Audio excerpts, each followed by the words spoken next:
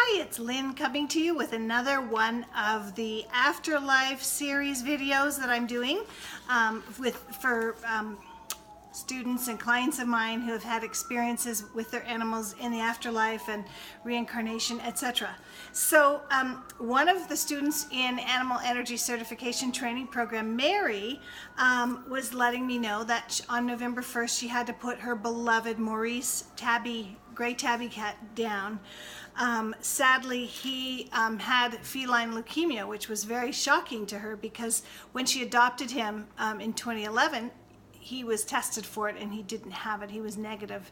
So they had 8 wonderful years together, and she really wanted so many more with him. He was a real love.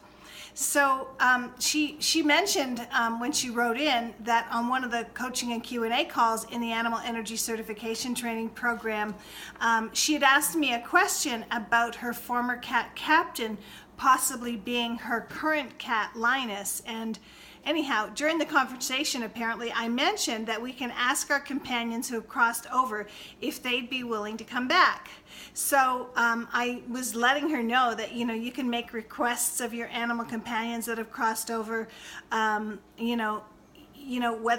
you want them to come back as the same species or another species, the same sex, a different color, whatever it is, a different breed within the species, all of that. So she wanted Maurice to come back looking similar to what Maurice looked like when he was in the physical body. So during her meditation and animal communication time the next morning, she asked Maurice if he was willing to come back, and she was getting a strong yes. And then she asked if he would come back as a boy kitty and as a gray tabby as he was in life, and again he said yes. So when she asked about the time frame, though, she wasn't really getting a clear answer. So, and as often happens when we're dealing with the spirit realm, sometimes time frame can be a bit tricky here and there. But anyways, on December 13th, a little over, a little under 6 weeks later, really, a former neighbor of hers had sent her a message asking her if she would take her son's kitten because he worked long hours and he didn't have the time for the cat.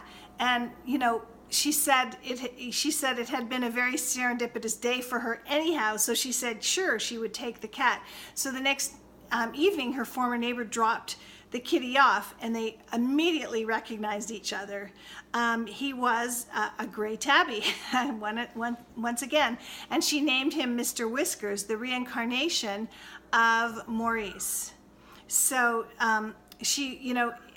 I want you all to know, and I'm doing a series of videos on this subject, that basically we can call some of the shots. I mean, we are not in control. Obviously, God, the higher power, spirit, universe, whatever you want to call it, is the final determiner of what happens. But very oftentimes our animal companions will really work with us to help us be with them again. So anyways, I wanted to just share this sweet story with you from Mary. And if you have any more, please post them on my blog under lynnmckenzie.com/blog.